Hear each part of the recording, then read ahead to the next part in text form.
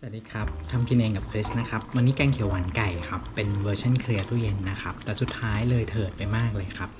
เดี๋ยวก่อนที่จะไปลงมือทำอาหารกันนะครับอย่าลืมล้างมือให้สะอาดนะครับแล้วก็ก่อนที่จะไปดูคริสทำอาหารนะครับฝากกดติดตามกดกระดิ่งให้เป็นกำลังใจเราบ้างนะครับเรียบร้อยแล้วนะครับเรามาเริ่มกันที่ตีนไก่ครับล้างทำความสะอาดให้เรียบร้อยเลยนะครับถ้าเขายังมีเล็บอยู่ก็ให้ตัดออกให้เรียบร้อยด้วยนะครับเราจะลงไปต้มนะครับใส่ลงไปตั้งแต่น้ำยังไม่ร้อนเลยก็ได้นะครับแล้วก็ใส่ใบมะกรูดฉีกลงไปด้วยครับคริสจะต้มทิ้งไว้ประมาณ1ชั่วโมงนะครับด้วยไฟกลางค่อนข้างอ่อนนะครับต้มให้เขาเปื่อยนุ่มเลยครับระหว่างที่เรารอให้ตีนไก่ของเราได้ที่นะครับเราก็มาเตรียมส่วนผสมอย่างอื่นไว้นะครับจะได้ไม่เสียเวลาเนาะมาเริ่มกันที่มะเขือเปราะครับตัดหัวตัดท้ายให้เรียบร้อยนะครับแล้วก็หั่นเป็นชิ้นตามต้องการเลยครับเสร็จเรียบร้อยแล้วเนี่ยเอาไปแช่ไว้ในน้ำเปล่าผสมเกลือนิดนึงนะครับเขาจะได้ไม่ดำเนาะส่วนต่อมาครับใบมะกรูดนะครับล้างทำความสะอาดให้เรียบร้อยเหมือนกันฉีกแล้วก็แช่น้ำเตรียมไว้ครับ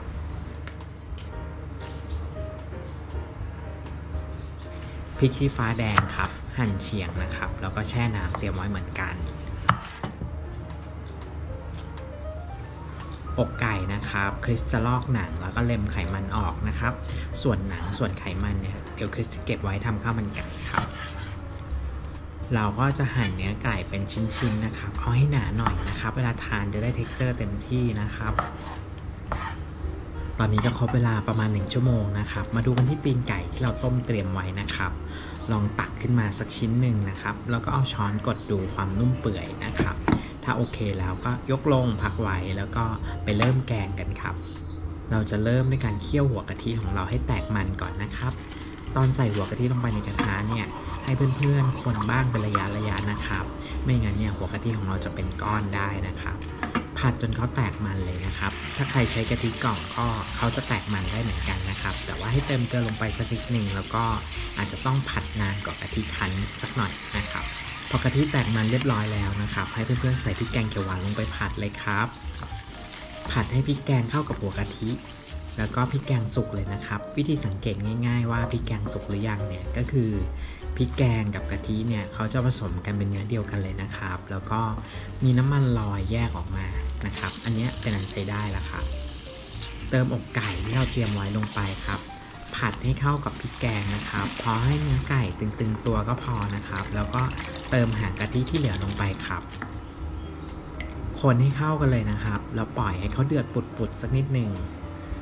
จะเห็นได้ว่าพอแกงของเราเดือดเนี่ยจะมีมันของกะทิลอยสวยอยู่ในน้ำแกงนะครับ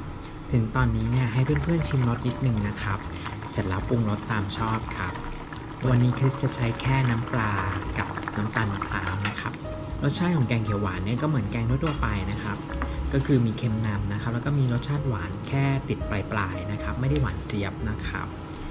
และสาเหตุที่ชื่อว่าแกงเขียวหวานเนี่ยไม่ใช่ว่าเป็นแกงสีเขียวมีรสชาติหวานนะครับแต่เป็นแกงสีเขียวที่ออกโทนหวานๆครับเลยได้ชื่อว่าแกงเขียวหวานนะครับตอนนี้เราจะคนให้ทุกอย่างเข้ากันดีนะครับแล้วเติมใบมะกรูดฉีกลงไปครับ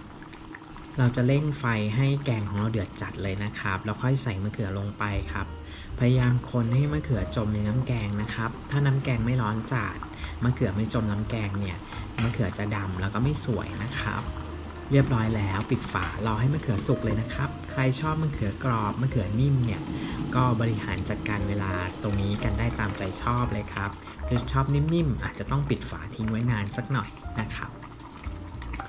พอมะเขือได้ที่ตามต้องการแล้วนะครับก็ใส่ตีนไก่ที่เราต้มไว้ลงไปครับคนให้เข้ากันดีเลยครับ